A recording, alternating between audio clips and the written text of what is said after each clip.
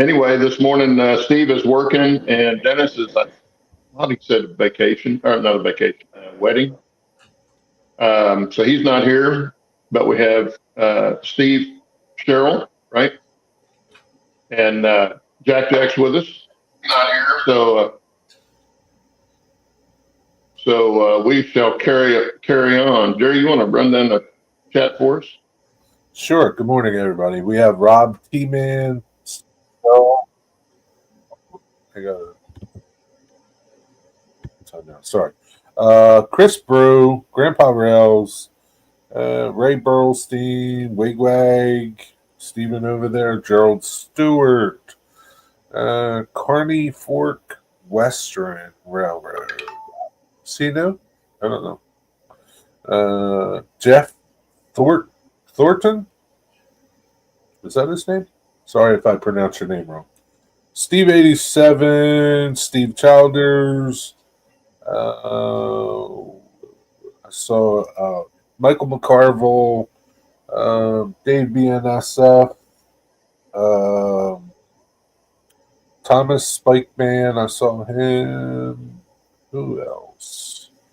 Just scrolling. James from Dundas. Wilmer, Indian Head Valley, Mike Dunstan, Glenn G.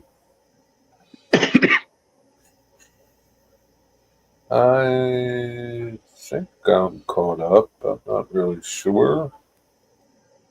Did you get Floyd Robbins and Mark Pruitt just stepped in?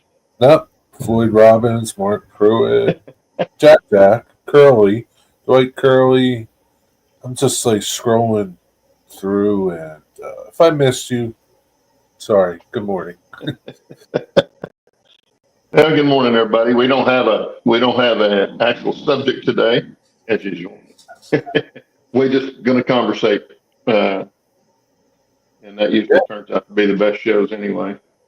Yeah, it's been really cold here all week, and I had to battle with the pool and battle with the pool pump and stuff like that. I threw my back out again, so I'm down, down but not out. And anyway, like I say, Steve's working, carrying kids to the courthouse today for something, I guess, field trip or something. But he's out of pocket, and Dennis is at a wedding, I believe. So hopefully he's having fun. No, he is. But good to see everybody today, and we're going to talk some trains. We got Steve Cheryl with us. It's Cheryl, right? Is that right, Steve? That's correct. Yes, Cheryl. Okay. Because before we got you on, we were trying to decide what you pronounced it. So, but anyway, yeah, it's good to have you on. Steve's in the Walmart parking lot this morning. But anyway, tell us about what you're modeling, Steve. Well, I am one of the administrators on a Facebook site called Micro Madness, and we have we're doing 3D prints of ON18 and ON30. Any small layout smaller than 2 feet by 4 feet. So most of our micro layouts are in the square inches. Like I have one that's built on a bookshelf that's 10 by 30. They're all freelanced. They're a 1/4 inch O scale, but they run on in scale width track. So it's kind of a hybrid. Primarily, prototypes were used in industrial or large mining complexes. It's all freelance. It's mostly kit bashed. We do have 3D printed cars and rolling stock and locomotives that are printed by some of the members of the group, Micro Madness. Recently, we had a micro meet here in West Virginia where we had 60 attendees and we had 30 micro layouts. Oh, wow. Damn. And that was the first one in my area. I'm also an ON30 modeler who has a large layout. Some of my micros in the past have been ON30, but I've fallen into the ON18 craze just because everything is more or less freelance kit bash, and we don't have any what we call the nitpickers or Yeah. You got to do it like you want. the guys who count everything and make sure it's they like it. So it's all there is nothing wrong. Everything is right. Whatever you think it is okay, and we have a good time. That's the best way to do it. Unfortunately, I can't show you any of my pictures because they're on my iPad at home. And no problem. We'll have you back on and get you to show us the layout and stuff too. I've been tuning in the show, and I always wondered how you get on to talk, on a panel. So now, we use StreamYards, not Zoom. The other thing you can do, Steve, if you want, is you can go to our Facebook page. Okay, get on our Facebook page. Jerry just started it last week, and you can post pictures and stuff there if you want. Okay. So that'd be a good place to show your layout also. So I put a link. And show what you're doing. I put a link to your Micro Madness in chat, so anybody goes over and wants to join it, answer the questions, check it out. It looks pretty cool. I mean, it looks really cool. I mean, it'd be a neat way to do something and refine all your skills in a tiny little area, and then you could add them to your layout, or you just keep continuing with that, the micro layouts. Well, what we found out is a lot of people keep putting off building a layout because of the ideas that have to be real large to have fun. Right. Yeah. What I found was that's definitely not true. You can pick a structure, detail it, and form your layout on one structure and have just as much fun as if you have a huge layout. Yeah. Yeah, I agree with that. We run large. Like the one I have it has a 4-inch radius. 3D printed now, so you can purchase it. It's really relatively inexpensive. We use motor blocks from Kato, and we get them straight from Japan. So, and they're relatively inexpensive. So you can have a DC locomotive for less than $75, and you can detail it out anywhere you want. So we're just having fun with it. Yeah, I would say. I've seen some small layouts like they weren't O scale. I think they were HO scale, but they were. The one I remember seeing down up in the city was a mining little railroad, and it made like 3 or 4 loops in a 2x2 foot square layout or 3x3 square layout, and it was very interesting to look at. I mean, the guy did a really good job with all the detail in it, which to me makes the railroad so much better than just the trains. Makes it much more real. Well, there's people who say, well, it's no fun because it just runs around in a loop.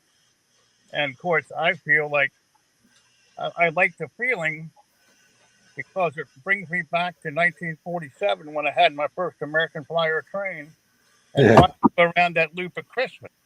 Yeah. Mm-hmm. And you'd watch that for hours, and I'm telling you, if you get an ON18 layout, you'll do the same thing. Yeah, no doubt. So nothing is available commercially for ON18. Not that I'm aware of. Okay. So nothing is available commercially for ON18. Now there is in England they have the O9,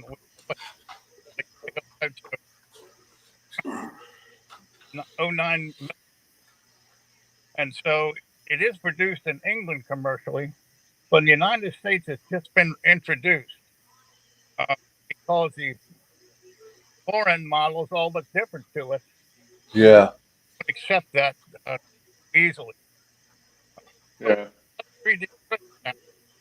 You're breaking up a little bit there, Steve. You what? Your audio is breaking up just a little bit. Okay. Well, I got a question. You say you were saying it runs on N-scale track? that's correct. Now, so do you buy like flex track and use that? What we do is they do have some HON 30 track can also be used because that is also the same width as N scale. So you have Pico and you have some other trackage that has the wider spacing on the ties. But if you use N scale track, it's just as wonderful. We don't care. In fact, if you have an N scale layout and you want to convert it, you already have the track, and maybe you even have the track plan down. So all you would have to do is easily convert the buildings, either by remaking them or just taking them off and covered it with scenery, your layout. So it's one of those deals where, I can hardly see it anymore being in scale. So you want to upscale it a little bit so you get a little better opportunity to model in a bigger scale, even though it doesn't take any more area. Yeah, you can up the scale and see it a little easier. I know what that's like. Yeah. So I'm all battery powered on my ON 30 layout, and we are working to make battery powered locomotives in ON 18. So everything is new and fresh. So we're getting wonderful things being produced by different 3D makers, and we're just having a good time with the whole thing. Again, we welcome anybody. It doesn't matter if you're young, old, or whatever. Get involved in ON 18. It's really a great experience. So other than your Facebook group, do you have a YouTube presence? I don't. No. Yeah. No. Now. I don't know of a YouTube experience. What I do sometimes is we share what we have, which kind of some of it is, but no, I don't know of a YouTube group at this time. Well, Heath wants to know if he can keep the same track plan and upgrade to ON 18. Well, sure. All he's going to have to do is the tunnel portals are going to have to be changed, and the buildings are going to have to be made larger. If he's in scale, he's probably going to have to remove every building. I don't think there's anything that's going to be used. But he'll need fewer buildings. He can add more trees to cover. So what size buildings would you use? O scale? Yes. O scale. Wow. But you'd also have to have more track plans than what you'd have in N scale. We're 148.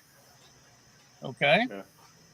The only difference is we use N scale because it works out to approximately 18 inches between the rails. So that's how you get the name ON 18. O scale, narrow gauge, 18 inches between the rails. Right. So a lot of the in-scale layouts are really on 2x4, and as long as you have clearance between the parallel track, you could run them. Right. Yeah. And even you just used every other track like Keith said. Yes. If you had, just to give you clearance. So basically, you can 3D print your cross ties to do the 18, correct? I'm sorry, I didn't hear that.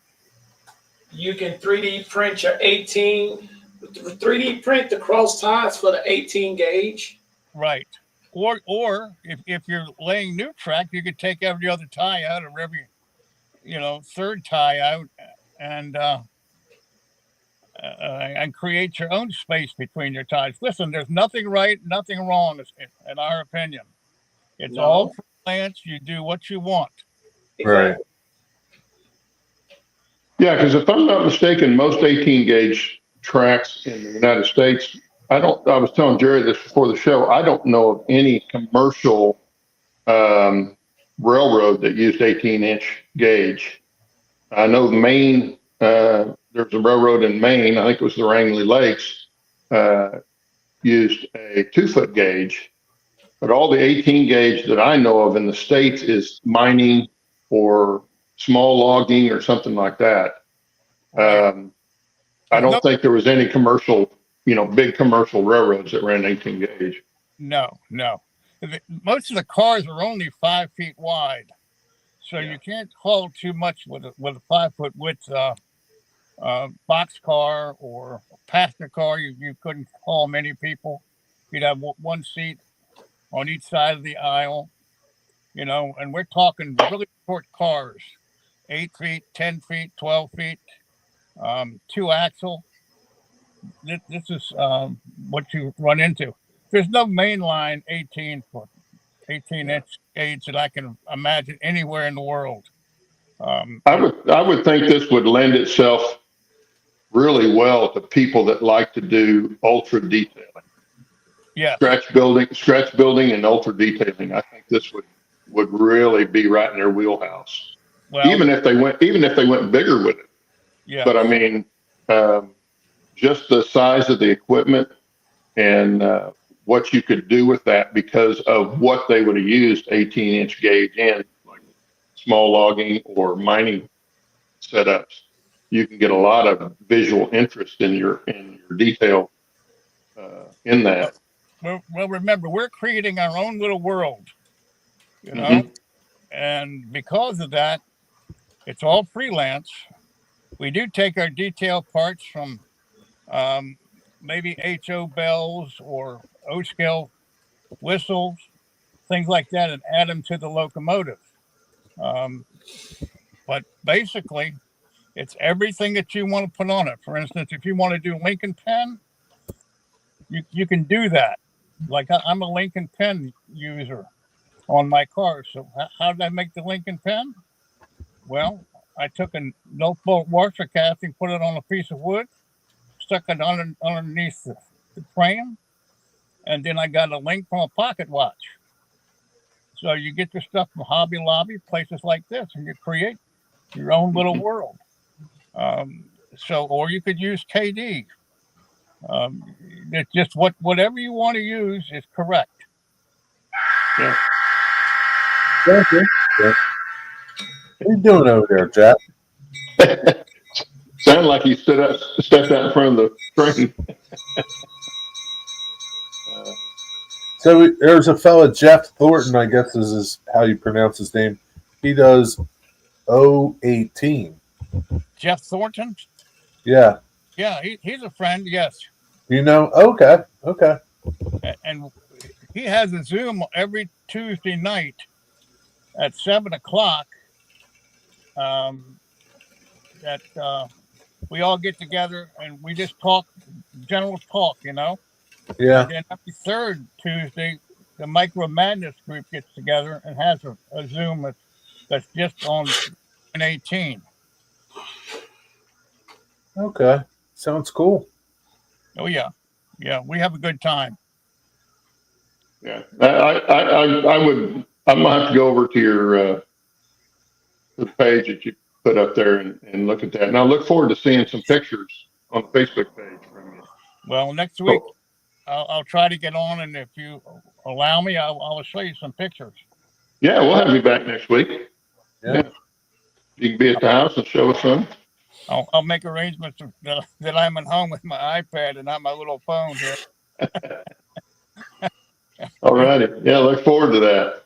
Dennis would be very interested, I know. Yeah. Us narrow gauge guys like the narrow gauge stuff, so it's, yeah. Well, there are a lot of ON30 people or O-scale modelers who are putting this ON18 in to service, you know, and they're now adding this to their layouts. Yeah. Dave, BNSF says, does your group set standards for coupler height and such? So do y'all set a standard for this, or, because I know this is an NRMA. Let me just say this. Most of the 3D printed cars that are made are standardized as far as the height for the couplers. They have coupler pockets. Now, one of the problems I've encountered in over 70 years in model railroading is we have to shim, we have to sometimes make other arrangements to level out the couplers. Sometimes it's a real hassle, but if you blink and pen, you don't have to worry about that because the pins and the links, when they hook up together, make up the difference in the different heights. So that's one of the good reasons for link and pen. But, so is that kind of like the Lincoln pin? Is that kind of like what the UK uses? Yes. Okay. Now, like I told you, I have a watch fob chain that I've taken every link out, and those are my links. And I go NBWs, nut bolt washer castings, and hang them from the bolsters of the cars. So that's my version of link and pen. Other people have something that's been printed, or they come up with some grant line or some other people who commercially produce link and pens. Weissman Model Works, I think, has them, and I don't know other people. You know, I just do it myself because after all these years, you know, I try to do the inexpensive way, kind of like the real narrow gauges would do. Yeah, Jeff says it's what they used before modern knuckle couplers, which I was going to say, even the early Colorado railroads that I modeled used Lincoln pin. It was more back in the 1800s before they came up with the modern knuckles.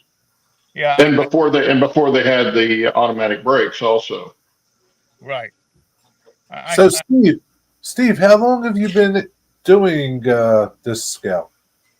What, 0118? Yes. Probably a little over a year now. Okay, so it's new for you too.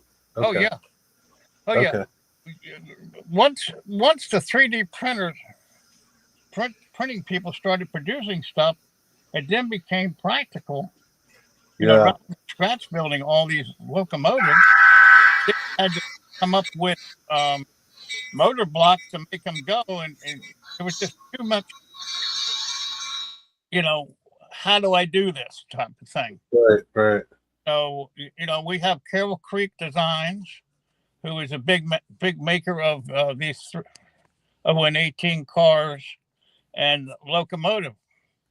There are other people also, but my friends are with the Carroll Creek, and they are fairly local, so I can talk to them, and sometimes I even get to use some of the stuff that they're experimenting with.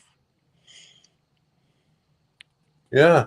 So, Sparky, did you put that Facebook group? Whose group is that? Is that Steve's group or Back on Track?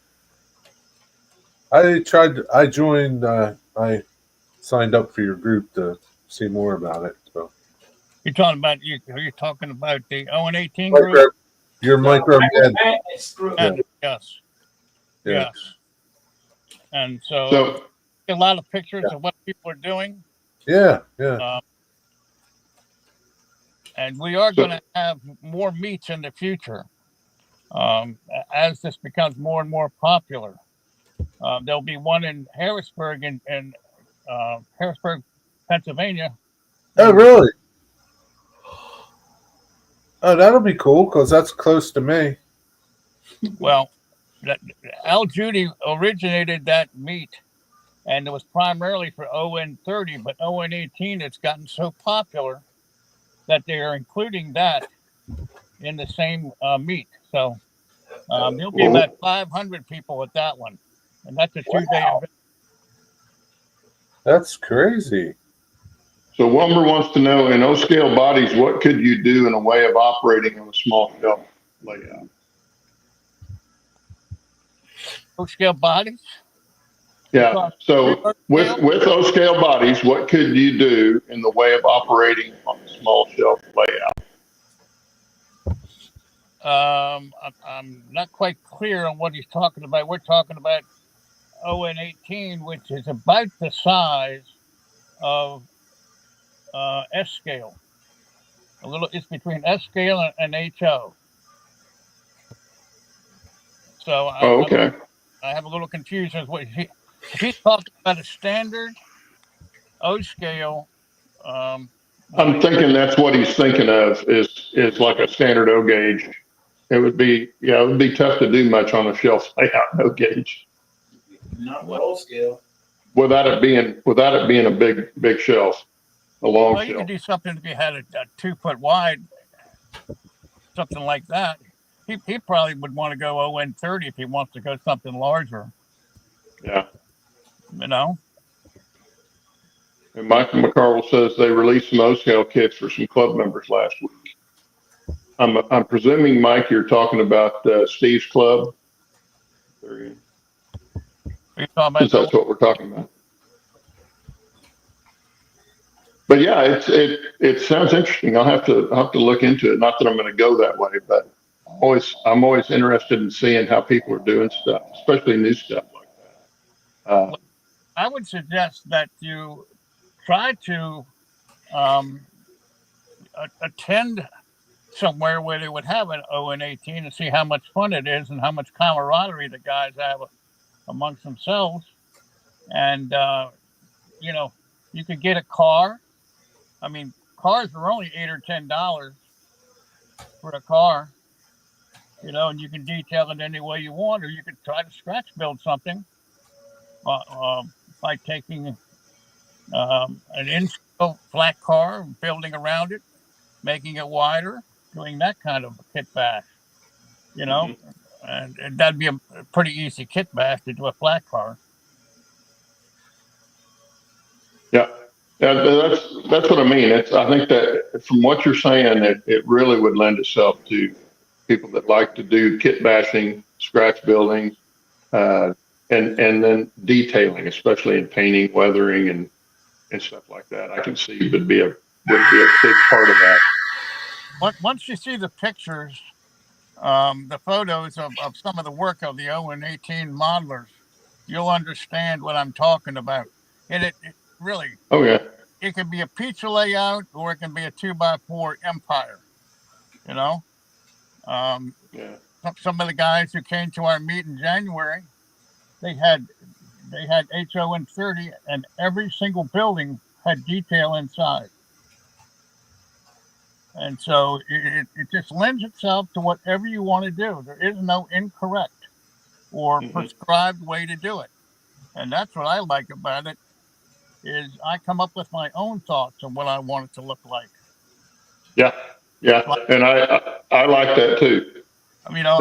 I've got some things that I put a full cab on that nobody else has. So I've got a full cab on something that didn't have a full cab. I created that. And you see things like they have a single cylinder Shay. Well, I detailed mine a little bit. Somebody else will detail theirs a little bit more. And then you have the person who details it even more. 3 of the same models all look good, but at different stages of completion. Mm-hmm. Yeah, I'll have to get over and take a look at it. I think that would be very interesting to look at, and we'll definitely have you back on next week if you want to be here, Okay. and you can show us some of your pictures and stuff too. One of the good things about this also is you can carry it. You can lift it's portable by yourself, you know. Yeah. And that's the good thing about it. You can run it off of a battery to the tracks. You can run it off of a power pack. You can do it any kind of way you want it, and it's just fun. That's all I can tell you. It's a lot of fun, and try it. I think you'd like it. Sounds Well, good. look forward to next week. Okay. Bless you. So yeah, bless you, Jack. So Jack was showing us something before the show started on running his locomotives from the computer. You know, I was running one. So it's kind of neat. If you, Jack, you want to kind of talk everybody through this? They may all already know it. I don't know. Yeah, I'm not getting into this kind of part of the hobby, but I know it's out there. So basically, all you're doing is letting JMRI go remotely anywhere on the planet because you're using Wi-Fi. So JMRI has a Wi-Fi setup so that you can let someone or anyone log into your layout. So basically, most of the time, when COVID was around, guys couldn't go to other guys' layouts, so they had to use JMRI remotely. But Tom at Choo Choo Vision designed these cameras, these Wi-Fi cameras, so that these groups can not only control the layout, the engines, but also see what they're doing in the cab. So basically, for example, this group in Australia, they use these Wi-Fi cameras. They have them mounted inside the engine instead of outside like me, where they're actually showing as if they're actually in the engine. And basically what they're doing is service operations, switching, you name it. They can do it all as if it's the real thing. So that's what I have here is that same setup, is that I can have anybody log into the layout and work service operations. Joe Rader, are you in the chat? I haven't seen Joe. I haven't seen Joe this morning. That's one I saw. Yeah, Claude, I don't know why your audio is messed up again. So basically, you have everything you need to run the layout without being at home. Most of the time, I'm trying to run my layout while at work, but the problem is I can't get a good signal at work because I'm inside the building. All hell breaks loose when you're inside the building. Right now, I don't have access to the layout. I have access to the layout, but I have CTI running the layout right now, and that's an automated system. And CTI has been around almost before JMRI. And all it is a computer enhancement software where you can let the layout run itself on autonomous. So it's just autonomous, running. Does your layout run 24 hours a day? Sometimes. How do you sleep? With the horn blowing in your ear, yeah. Well, he probably doesn't sleep in the train room. No, I know that, but still. To where, Lord, I hope I didn't throw it away like I do everything else. There is a, Lord, just when I think I didn't do nothing crazy, I just did something crazy. Here it is. This is CTI. They got a website. It's called CTI Electronics. And basically, I have what we call the Sentry. And the Sentry is a sensor. It's just all sensors. All sensors and no relays. And what it does is I have sensors set up, one right here, one right here, one right here. And when that rail car hit that sensor, because I have magnets on. So all these cars have a magnet under the bottom. And what it does, when it hit that magnet, it triggers the sensor, and the sensor triggers the code that I wrote. Now, I wrote a generic code for everything on here. All three engines is running on a generic code. And it's just a basic stop and go. Blow the horn, blow the whistle, line the switch. Something real simple. It's a simple generic code. And all it does is tell that I wrote a code to tell the engine what I want it to do. If I want it to stop, it'll stop. When I tell it to go, it'll go. It's all in the code. It's just a basic generic code that you write. And this is a Sentry. And it goes to a little bit of everything else. But you go to CTI Electronics, this right here is like $69. Pretty much everything on there is under $100. But when you got to get the duplexer and then the USB, you probably got your own USB phone jack because it used regular phone jacks. Let me ask you something, Jack. Jack, I got a question for you. You spent a lot of money on this setup, right? Yeah, not really much. I mean, quite a bit. I mean, it's not like it was $10, okay? What made you do it? Well, like I said, I wanted to play on my layout while I was at work doing nothing. Oh, okay.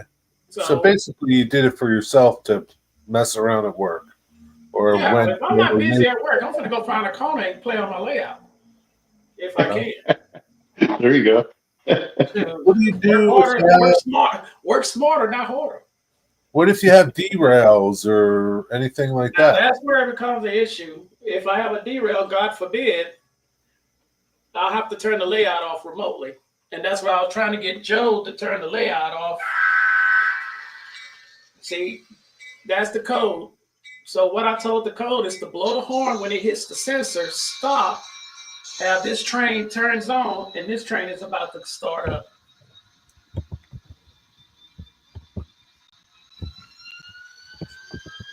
Oh, shit.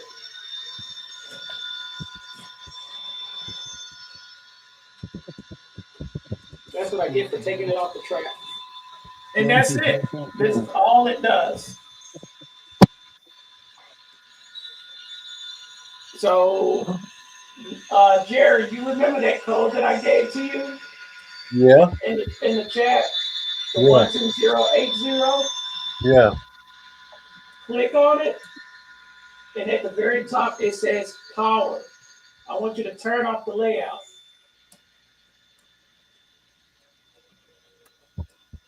Turn it off? Turn it off.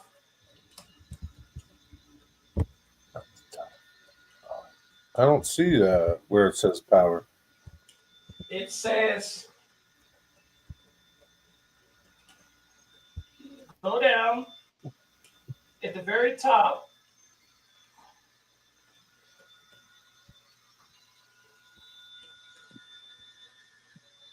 Hold on, let me help you.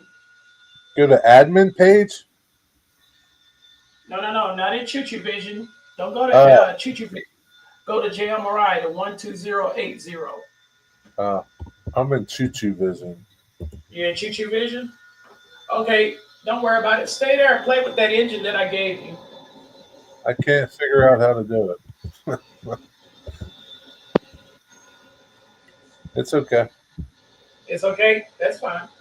Yeah. Yeah. He wants to know how many years of programming. So basically, you can turn on, turn off the layout because you have a key. Whenever I give someone the key, they have access. You're muffled, Claude. Say, I don't say know why what? it's doing that. Claude is muffled. I don't know why it's doing that. Neither. Can you hear me Yeah, now? I hear you now. Yeah. Okay. Heath wants to know how many years of programming did it take you, Jack, to learn to program CTI? Not long. It took me 8 months just trying to figure out how to set it up because the instructions in CTI is for a computer guy. Okay. If you're a computer guy, then you can understand how to understand its instructions. Setting it up took me forever. Writing the code and learn how to write code was pretty easy because of simple fact, a friend of mine who has CTI on his layout, which y'all seen that layout, Ron, New Great Northern, his whole layout is CTI with JMRI. And basically, he wrote me a generic code that all I have to do is just use that generic code. Jack, you don't have a Facebook group for your layout, do you? Nah, I don't even go on Facebook like that anymore. I don't even do that. Yeah. And Chris Bruce says he codes for a living, so it'd be cool for him. Yeah. Yeah. If somebody knew coding real well, this would be a snap, I would think, for him to do. Oh yeah. I mean, CTI has a group on Facebook, and the code that I've seen, the latest code I've seen was a five-page code. It was a 5-page code front and back. And I think I told one or two guys about this. He was deleting his Google account, and that code controlled the whole layout, the whole layout. It shut on cattle pens, chickens. It had a cavern, all this stuff, because its layout was in the 1940s, 40s, early 50s. Everything was wood. That great northern layout that I was telling you about, y'all need to see that layout. It's one of a kind. He wrote that code and decided to delete his Google page and accidentally deleted the code. Wow. Oh, that would So suck. right now, I asked him last week how far has he gotten on the new code, and he just now closely getting to the second page. Yeah. So But Bernard says, dang, he just figured out where the power button was on his computer. I know people like that, Bernard. Besides you, dude. There's a lot of people like that. Yeah, this is above my pay grade, but I think it's pretty cool if people are into doing this kind of stuff on their layouts. So Like I say, it's not for me, but I can see where people would have a lot of interest in doing that. my thing is I'm sorry, Claude. My thing was trying to figure out how did they do this with AC analog, because like I said, this was before JMRI, and they used this to write the code for analog and Wow. DC and analog. So all they used was power relays, because the CTI has this thing called the brain train, and basically it is four sensors and 4 relays. And all it did was when you write the code, you tell that section of track on that relay, turn on, turn off. And then after that, it's whatever. Every block on that layout had to be cut, divided into power districts. So that CTI could tell that block what to do. So it's I don't know how they was able to do that, but I did not know that you can write code. Well, you can write a code for JMRI, but you can't write a code in JMRI, if I'm correct, for you to be able to do certain things in JMRI.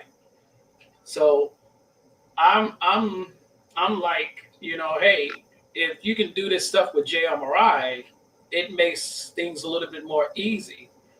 But the problem is that you have to buy stuff to add on for it to work with JMRI. You know what I'm saying? Yeah. So this is by far the most simple way of doing it and the cheapest way to do it, because with JMRI you got to buy a block detector, block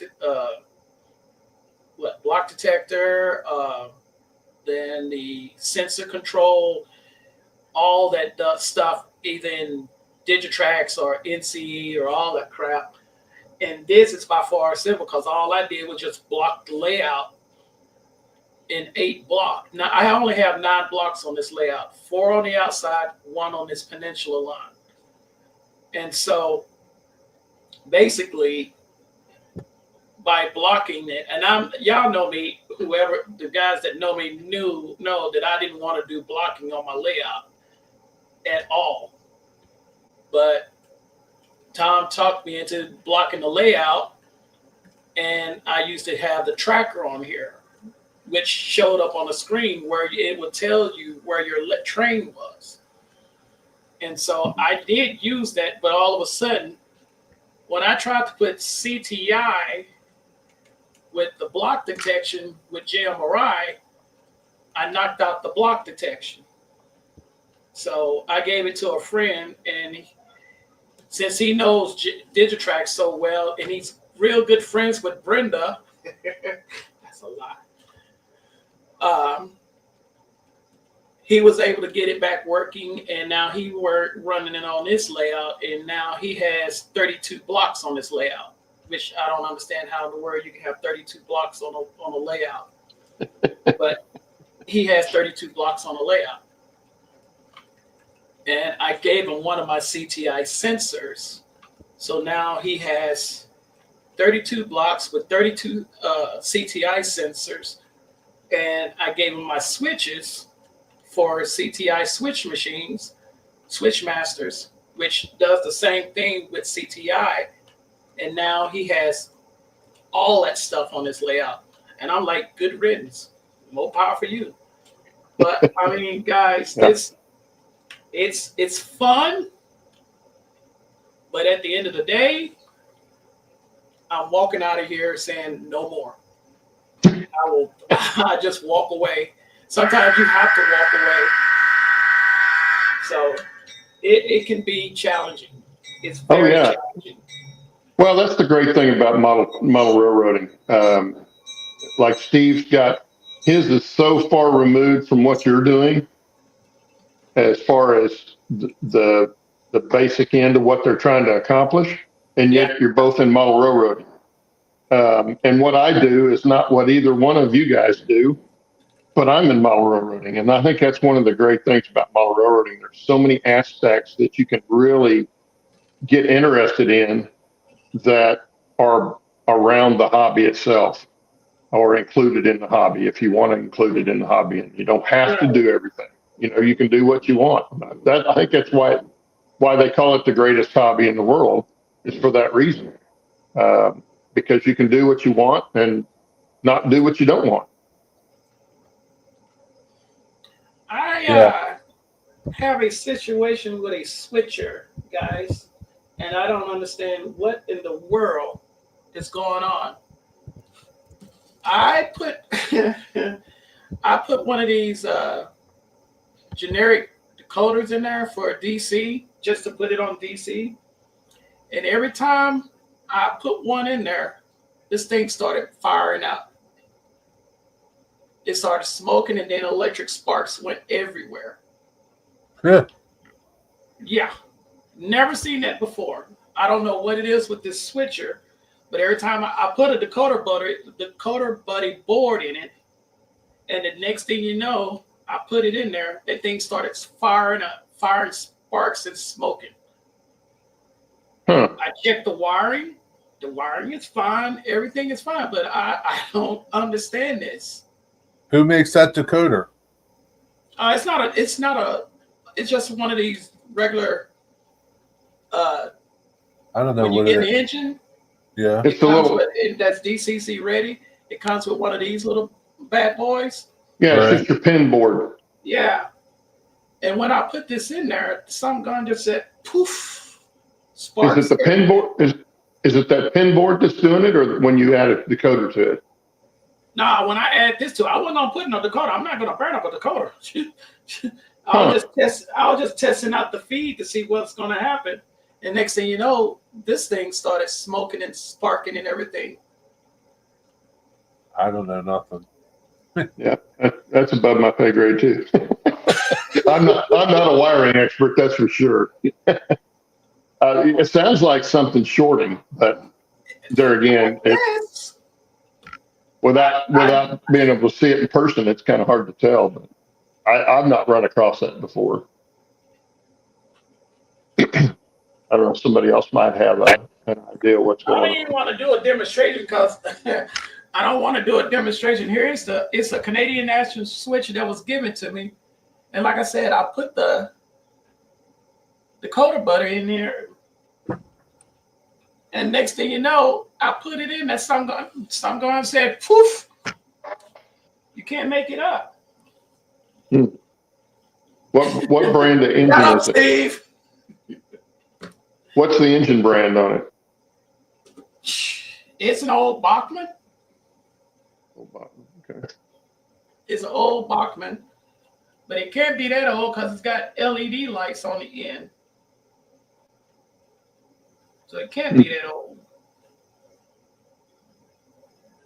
I'm sure Mhm. someone out there might know, but we don't know. Yeah, it sounds like it's shorting or something's and has this happened with more than one of these boards? I'm sorry, say that again.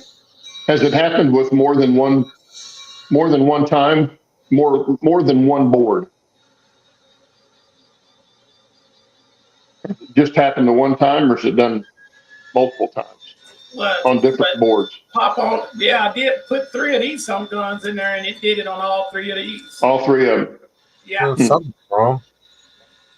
Something's wrong in there somewhere. Yeah. Yeah, something's not compatible or something, because that's got to be what it's doing. It's short. I'm thinking, I know it sounds crazy, but I'm thinking I got the wrong decoder board in here. This decoder buddy, this is a mini decoder buddy. And I guess it's just too small to hold that amount of juice coming in.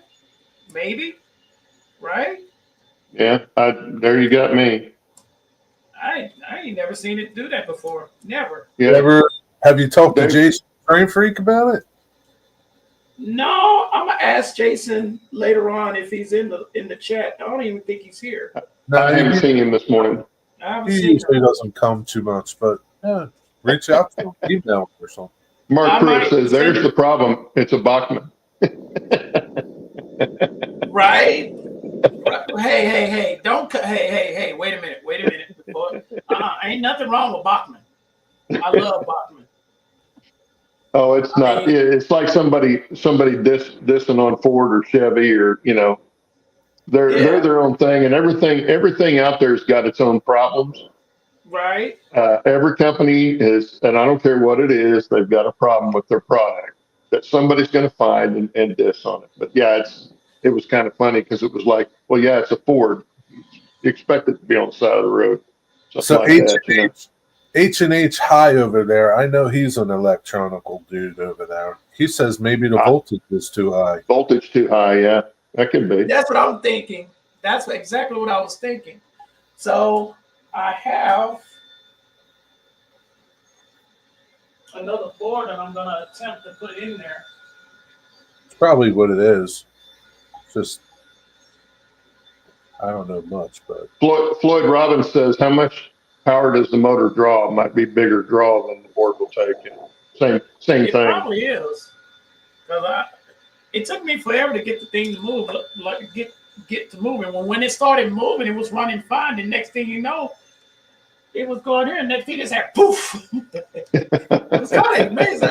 It could have made a good video for an explosion or something, because that song was like poof. you don't want to set your layout on fire, though.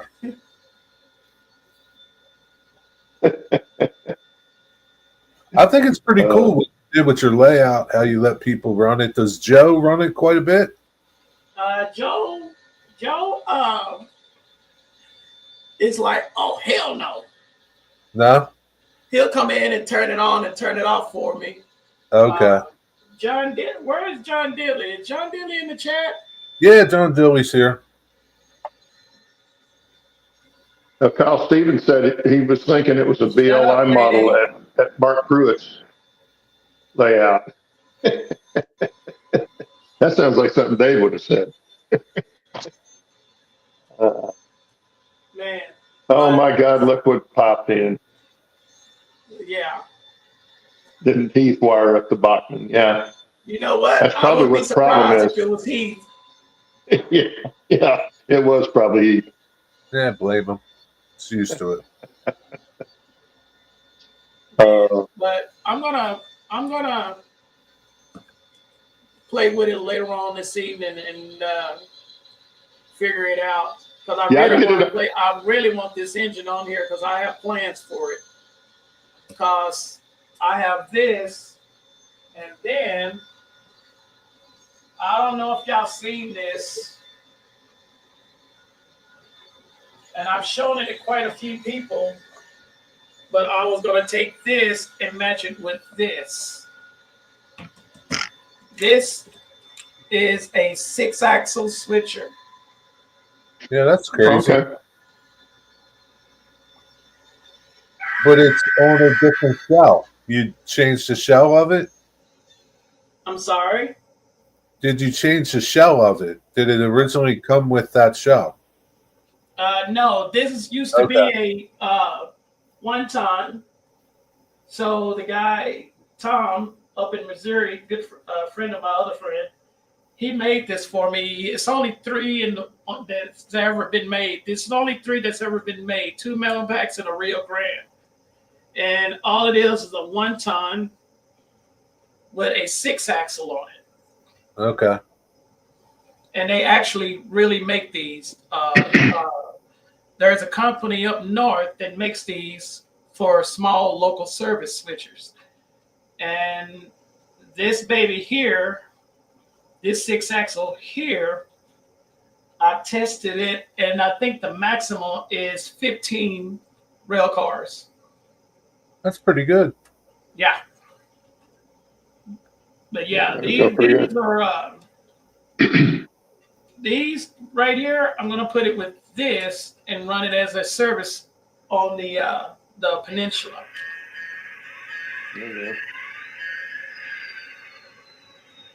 Well, Canadian Locomotive Logistics said if you'll mail him the locomotive, he'll fix it for you. Probably JD or Roy messing with you now. Can you tell who's on? Okay.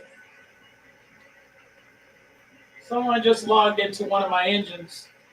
Can you tell who's on? Or you can't tell?